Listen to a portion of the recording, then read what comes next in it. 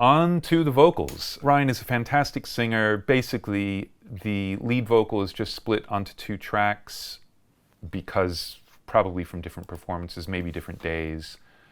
So the main lead vocal. It's wonderful to see you, tell me where you've been. And you can hear there is some effect on it. And these are pre-fader sends, which normally, I hate pre-fader sends unless it is for a sidechain input or it is for headphones. But this is being automated, came to me this way, so I've left this. So there's a little delay and stuff, and we'll find all that later on. But just to go through the tracks, and then here,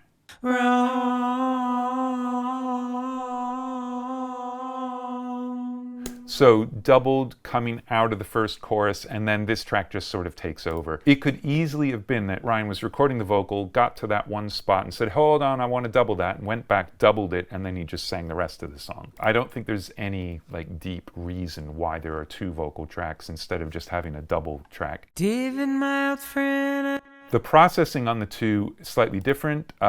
Here's the usual FabFilter Pro Q3. That's on the one in the first half of the song. And then the one in the second half has a radiator to add a little bit of stuff. I'm guessing that these were done on different days and that this EQ was to help match them up. That's going to be my guess, and I'm going to stick to that. So we've got two dry lead vocal tracks.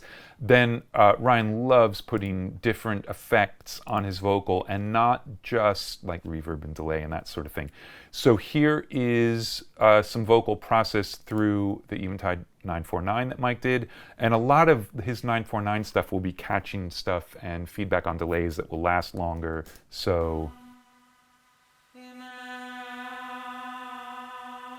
this is just the big stereo delay that the 949 does, but now he's going to start catching it.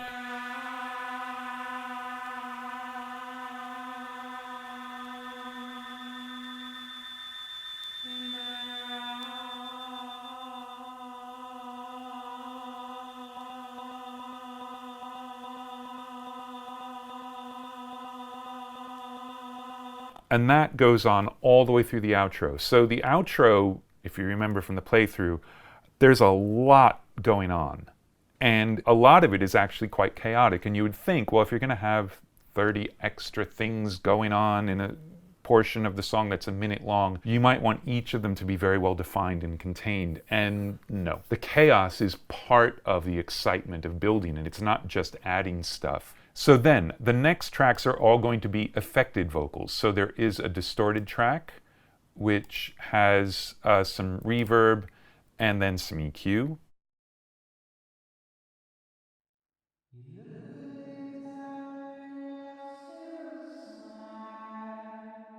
And here is, no, actually, sorry, the Vox distortion. So this is a copy of the vocal going into that reverb. It's not more distorted than the lead. It's just a copy of the lead. And I do this quite a bit where I will make a copy of a track and then put effects on that copy. And the reason for it is you can decide, oh, you know what? I don't want that line to go in, and you're not stuck automating a send, which is the normal way you would get to a reverb. It just gives you more control. In this case, it is basically all of the song except for the end, which is when the 949 starts to really take over and the tape echo is quite loud. So this is just the reverb for the vocals. So with the lead. You look a little taller and you lost your smile. And that line again without. You look a little taller and you lost your smile. So it's subtle, it's not that loud, but it's one of the reverbs, it's one of the vocal effects going on. Then there's the tape echo vocal. You look a little taller and you lost your smile. So very dry, but filtered, little bit of distortion because it's a tape echo, but with the lead you can hear how long it is. You look a little taller and you lost your smile.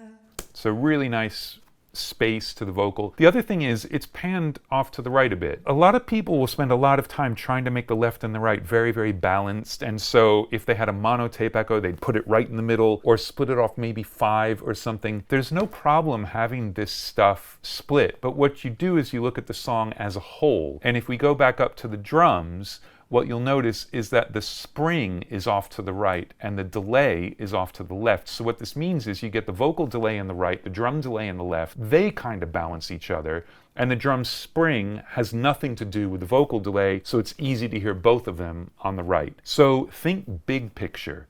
Don't think of one thing and, okay, what's the one thing that will balance that? In this case, it's the effects on stuff, and those effects balance each other in a way that makes sense when you listen to the whole track.